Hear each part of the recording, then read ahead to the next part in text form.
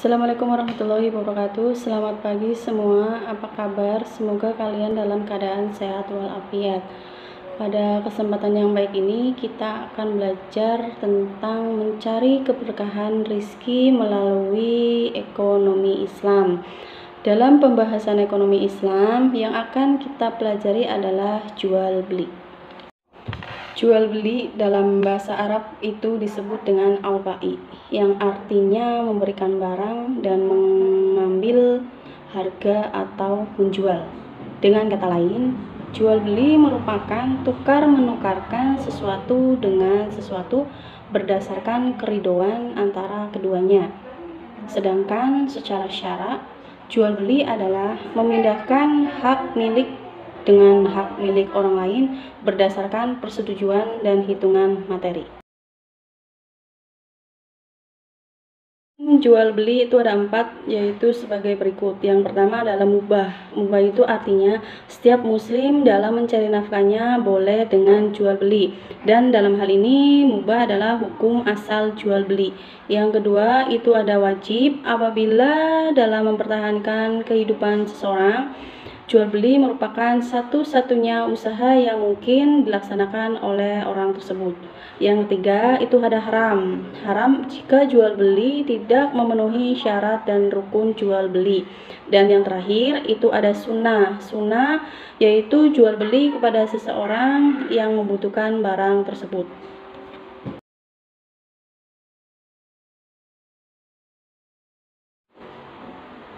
Dasar hukum jual beli itu tercantum dalam Quran Surat Al-Baqarah ayat 275 yang artinya, dan Allah telah menghalalkan jual beli dan mengharamkan riba. Yang selanjutnya ada rukun jual beli. Yang pertama itu penjual dan pembeli. Syarat-syarat penjual dan pembeli adalah yang pertama itu berakal, memiliki kemampuan memilih atas kehendak sendiri. Yang kedua, barang yang dijual. Syarat barang-barang yang dijual yaitu ada suci, halal, dan baik, barangnya bermanfaat, mampu diserahkan oleh pelaku akad, mengetahui status barang, apakah itu milik sendiri atau milik orang lain, dan barang tersebut dapat diterima oleh pihak yang melakukan akad. Yang ketiga adalah alat untuk membeli. Sekarang ini alat tukar yang sah adalah berupa uang. Kalau di Indonesia menggunakan uang rupiah. Sedangkan kalau di luar negeri alat tukarnya menyesuaikan dengan mata uang masing-masing. Dan yang keempat ada ijab qabul, yaitu ijab qabul kata-kata yang menyatakan kepemilikan secara jelas. Misal, saya menjual barang ini kepadamu dengan harga sekian. Sedangkan qabul adalah kata-kata yang menyatakan menerima kepemilikan secara jelas. Contohnya, saya menerima atau rela atau setuju atau mengambil atau menerima barang ini dengan harga sekian. Apabila ada orang menjual barang yang telah diakad oleh pihak lain, maka hukumnya adalah haram. Hal ini sesuai dengan hadis Nabi Muhammad SAW. Janganlah di antara kamu menjual barang-barang yang telah diakad pihak lain. Hadis riwayat Ahmad dan An-Nasai. Bentuk-bentuk jual beli. Jual beli yang sah tetapi terlarang yaitu sebagai berikut. Yang pertama, menyakiti perasaan yang membeli. Yang kedua, menaikkan harga yang sangat tinggi sehingga meresahkan masyarakat. Yang ketiga itu ada jual beli dilakukan pada saat akan menunaikan sholat Jumat, sehingga hal ini menyebabkan orang lupa sholat Jumat. Yang keempat, membeli atau menjual barang yang sedang ditawar orang lain, dalam hal ini dalam masa khiyar, sebagaimana sabda Rasul yang artinya, Ibnu Umar berkata, Rasulullah SAW bersabda, Janganlah seseorang di antara kalian menjual di atas jualan saudaranya. Hadis riwayat Bukhari.